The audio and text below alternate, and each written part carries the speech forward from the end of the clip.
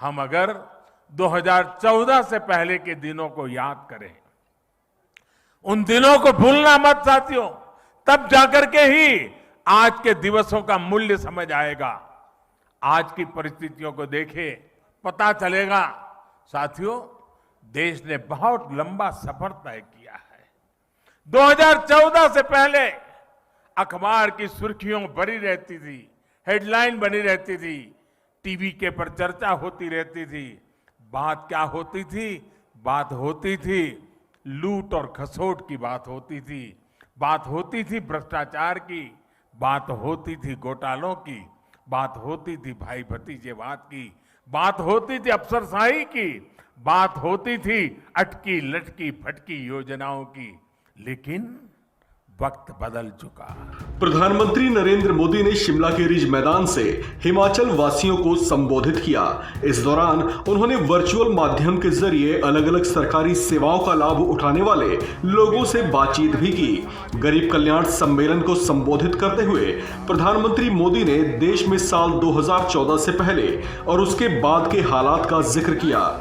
उन्होंने कहा कि ये साल बदलाव के साल रहे हैं, जिसमें देश की जनता ने बहुत कुछ अनुभव किया। उन्होंने इस दौरान पूर्व की कांग्रेस सरकार को भी निशाने पर लिया और कहा कि पहले की सरकार ने भ्रष्टाचार को नियति मान ली थी, लेकिन अब व्यवस्था में पूरी तरह से पारदर्शिता है, जिसमें सरकारी सुविधाओं का लाभ सीधे जरूरतमंदों तक पहुंचता है। पीएम मोदी ने कहा कि अलग अलग क्षेत्रों में भारत अब पूरी तरह से सशक्त हो चुका है। गरीब कल्याणकारी योजनाओं के जरिए देश का आम नागरिक भी खुद को सशक्त महसूस करता है। 2014 से पहले की सरकार ने भ्रष्टाचार को सिस्टम का जरूरी हिस्सा मान लिया था। तब की सरकार भ्रष्टाचार से लड़ने की बजाय उसके आगे घुटने टेक चुकी थी। तब देश देख रहा था कि योजनाओं का पैसा जरूरतमंद तक पहुंचने के पहले ही लूट जाता है। लेकिन आज चर्चा जनधन खातों से मिलने वाले फायदों की हो रही है। जनधन, आधार और मोबाइल से बनी त्रिशक्ति की हो रही है। पहले रसोई में धुआं सहने की मजबूरी थी, आज उज्ज्वला योजना से सिलेंडर पाने की सहूलियत है।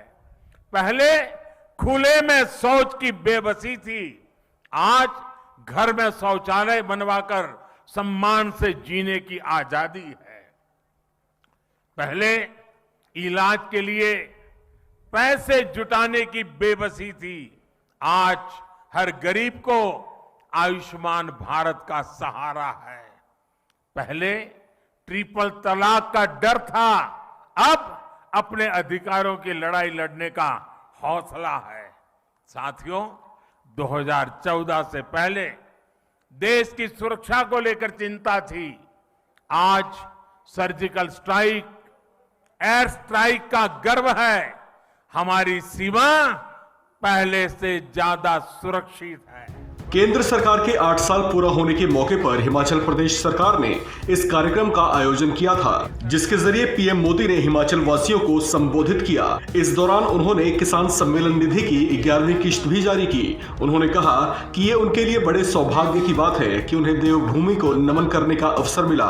आपको बता दें कि हिमाचल प्रदेश में विधानसभा के चुनाव भी होने वाले हैं। हिमाचल प्रदेश में बीजेपी उन तैयारियों में भी पूरी शिद्दत से जुटी हुई है। इस खबर में फिलहाल इतना ही।